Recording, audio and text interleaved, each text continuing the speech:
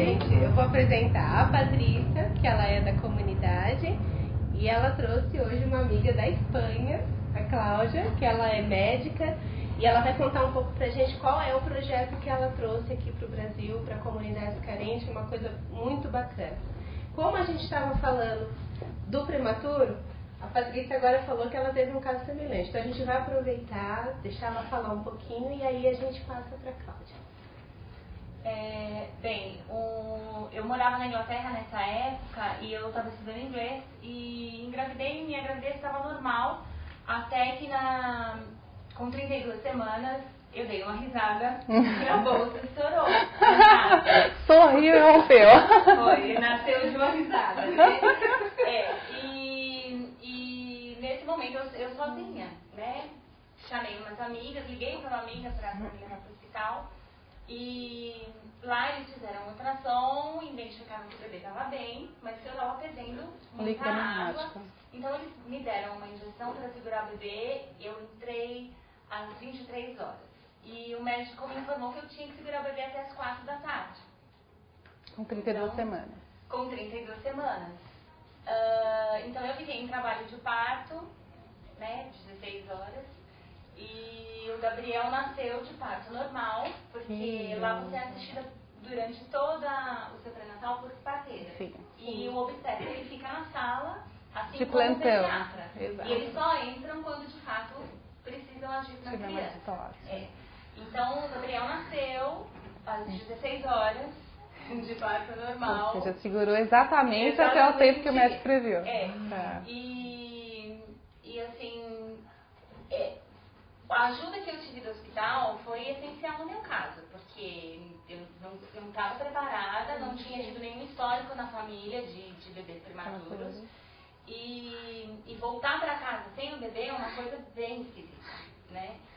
E no hospital, uma das enfermeiras me incentivou a alugar uma máquina. Inclusive era uma daquelas grandonas para fazer ordem e estimular, para que o bebê pudesse receber o leite materno. Então, eu acho que logo nas primeiras horas eu já fui incentivada a coletar o leite, porque eles faziam o que agora no Brasil estão aplicando, que é colocar um pouquinho da gotinha do colostrum na boca do bebê. Exato. E eu me lembro de fazer ordenha em casa e de levar meio pote de Hellmann's para o hospital. E assim, graças a Deus o Gabriel aumentou até 1 ano de idade. E assim, deu ter ido também para visitá-lo, porque eles faziam a parte do programa Canguru, era quando o bebê já podia sair do incubador. Então ele nasceu, na verdade, com 630.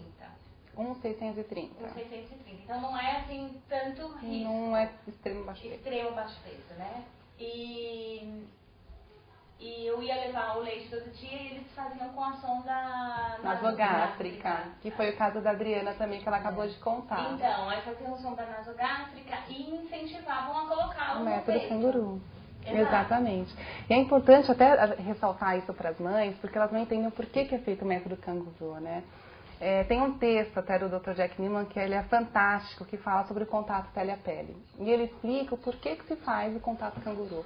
O bebê ele nasce sem bactérias na pele, né? E à medida que você vai fazendo o método Canguru, lógico, tem toda aquela questão de vinculação, do bebê estar mais próximo da mãe, estar ouvindo o coração da mãe.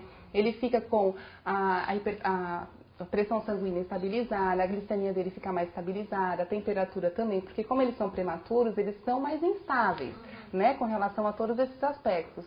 E o método Canguru favorece essa estabilidade do bebê, além do bebê estar sendo colonizado com as bactérias que a mãe tem na pele e não com as bactérias que estão no ambiente hospitalar. Então isso é um fator de proteção para o bebê, né? E tem estudos que mostram que o bebê que participa do método Canguru, que ele é estimulado dessa forma, ele se desenvolve muito mais rápido do que aquele bebê que não tem o método Canguru. Pois né? Com um mês, o Gabriel nasceu dia 6 de fevereiro, no dia 13 de março, que era o dia do meu aniversário, a gente teve alta do hospital. Ah, que lindo presentão! Então, assim, eu agradeço muito pelo que eles fizeram e o apoio que eu tive do hospital foi assim, excelente. muitos dos pediatras que eu consultei quando voltei para o Brasil ficaram surpresos do Gabriel estar amamentando. Olha, que Porque legal. no Brasil ele está com 16 hoje, então naquela época isso não era aplicado aqui. Nem E hoje. o projeto Nutris nasceu dessa experiência.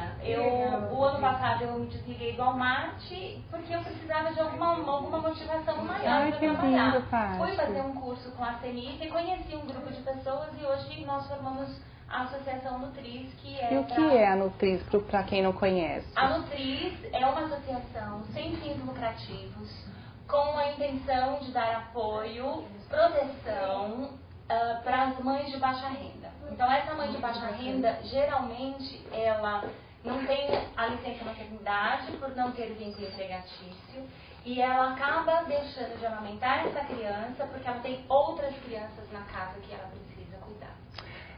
São aqueles fatores de risco que nós conversamos a semana passada, né? Nós falamos, eu fiz um artigo científico de revisão sistemática e que nesse artigo eu encontrei 45 fatores de risco para o desmame precoce.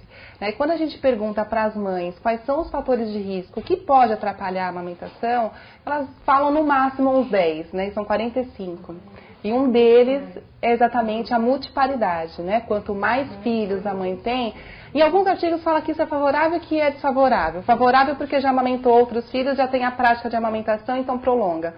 Mas a grande maioria dos artigos diz que isso é desfavorável. Então, quanto mais filhos a mãe tem, isso está muito relacionado também com a condição social. Exatamente. Né? Então, se é uma mãe que tem uma condição socioeconômica desfavorável, né, menos favorecida, então ela vai ter mais dificuldade, tem mais 4 filhos ou 5 filhos para cuidar, e mais a casa, e de repente ainda tem que voltar ao trabalho, tudo isso é um agravante para a amamentação. É um fortíssimo fator de risco para o desmame precoce. O projeto Nutris tem a intenção de motivar as empresas a terem salas de apoio à amamentação. Dessa maneira, as mães da baixa renda poderão usar da mesma instalação dentro de suas comunidades. Como isso funciona? Cada sala implantada dentro das empresas funciona como um subsídio cruzado. O financiamento dessa sala abre uma sala semelhante dentro de uma comunidade carente. Então, a cada 30 mães atendidas dentro de uma sala Nutris, que pode ser dentro de uma empresa, dentro de um shopping center, ou em locais de grande volume de pessoas, como aeroportos, essa sala ou essa renda gerada por essa sala vai ser aplicada para atender mães dentro de comunidades carentes e crianças em UTIs neonatais.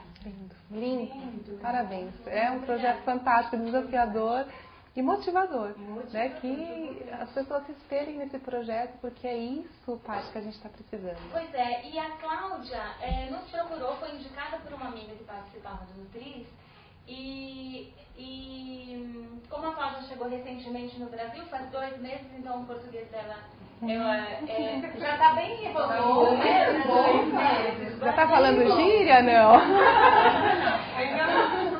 Então, com a experiência que a Cláudia tem de atendimento a comunidades carentes, vai ser assim uma ajuda. De credibilidade e uma grande ajuda para o início do projeto.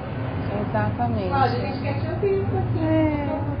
Então, eu sou Cláudia, da Espanha. Eu cheguei ao Brasil há 2 meses. Então, agora estou recebendo aulas de português, conhecendo esse lindo país.